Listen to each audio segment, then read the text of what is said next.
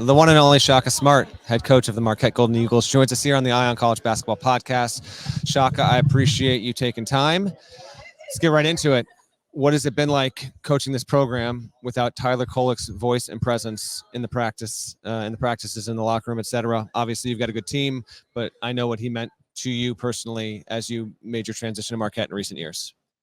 Yes, he's been phenomenal, as has Oso Ighodaro. Those guys together have been like lightning and thunder for us as it relates to leadership because they're complete opposites, but they had equally powerful impacts on our team in practice, the way we were prepared, the connectivity of our roster. So absolutely, it's been a daunting challenge for all of us seeing them walk out the door, but that's college basketball.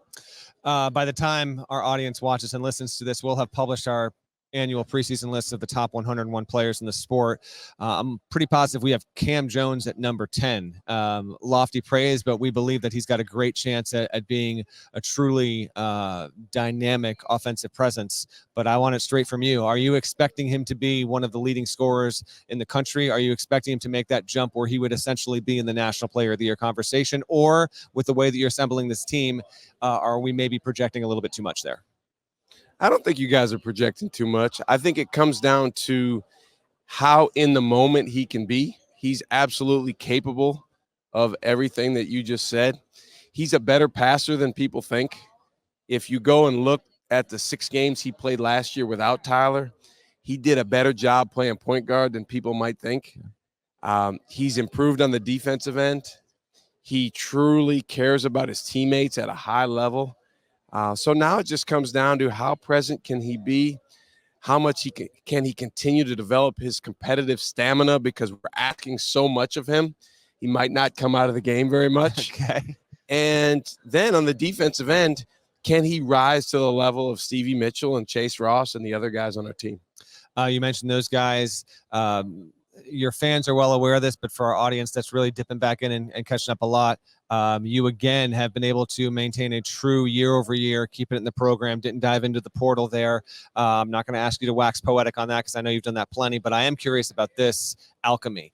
For you and your staff to message down to your players about the expectations in the program, and not just as this stuff doesn't just happen. It's not like, oh, we're Marquette, we have the same guys that we've had, and we're just going to be a top 3 team in the Big East again. It doesn't happen that way. I'm sure fans to a certain level might expect it to. What kind of things do you need to do on a week-to-week basis to ensure that the standard is kept so high and that there is no drop-off? Well, it's a really simple thing, but the advantages that we have in place because of our continuity, we have to press those advantages. And it doesn't just happen when you roll out of bed. You have to be intentional about things like telling each other what you need from each other. Because since we have a family, like a real family, where guys love each other and look at each other as brothers, that type of communication can be a real advantage. But you don't want to take it for granted. And it's something that Tyler Kolek and Oso Ighodaro were so good at. So when that void occurs because of their departure, other guys have to step into it. You're a well-read man. I know you find things to draw on motivation from, both within basketball and without. I'm just curious, over the offseason or in recent weeks, if there's either a conversation or a piece of reading material or something that you've watched that, I don't know, that you've implemented to your everyday life or your coaching life or kind of applied to your team. Well, you and I have talked about this before. I'm one of those guys, I guess because I'm ADD, I've got a rotation of about 30 different books going at the same time. I'm really into War by Sebastian Junger, who, as you know, is a really good writer. I'm really, really doing a deep dive this fall into some of the black head coaches in the NFL. Okay.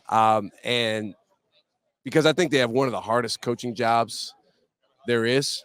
And it's so much fun to learn from those guys. So, you know, Mike Tomlin, D'Amico Ryans, Raheem Morris, these guys are impressive.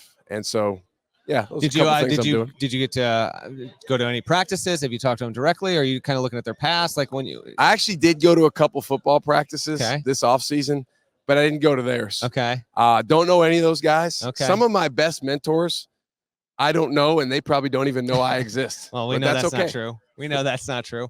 Okay, that's an intriguing approach there. When we see your team on the floor, Shaka, we're less than 2 weeks to the start of the season. I'm sure you're aching for it to get going. What do you expect to see the group out there? What kind of energy? What kind of collective presence? And how different might it be from the past couple of years? Well, I think a lot of similarities in terms of our personality and how we want to play. You know, we want to be disruptive on the defensive end. We want to be fast on the offensive end. We want to be selfless with how we go about things. We want to play with a level of desperation. But with the two guys that we lost, because of the way they made plays, that's going to change. And so, you know, Cam Jones is going to put his own spin on it. You're going to see some things from Chase Ross that I think will be a pleasant surprise to Marquette fans. Okay. He's the most improved returning player on our team, and he's a guy that has been electric in practice.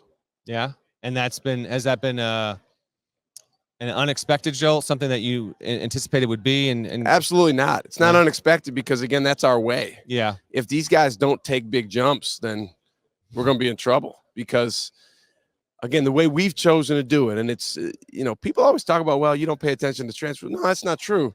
With Big East season comes, we got to pay attention to 50 different transfers across the Big East. True. And oh, by the way, Tyler didn't start at Marquette, but continue, obviously. He didn't. Our first year, we had 3 returning players. All right. So we had to take transfers. Understand that this whole dynamic is based on retention. Yeah. And if you have good retention, then you have the opportunity to make decisions out of a position of strength. If you don't, then you don't.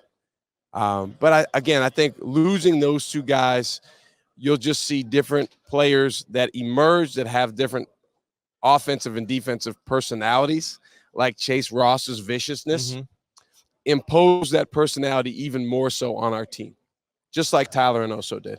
Last one for you. I had a line in about this in my preview for the Big East for CBSSports.com. I am wondering how many coaching staffs, maybe even football, could be basketball, have found you or anyone on your staff to just kind of pick your brain about how are you doing this. To me, it seems obvious that would have happened, hasn't happened.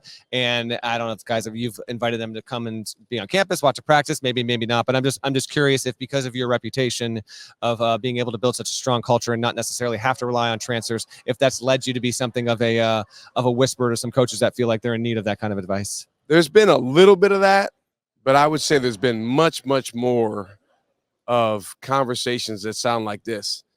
Man, I would love to do things the way you do them, but yeah, there's been a lot more of that. Yeah, man. Well, I appreciate you joining us. Can't wait to watch this team again. You look great. I'm sure your team looks great, and looking forward to seeing them this season, Shaka. Thank you, Matt. Thanks for having me. Yeah.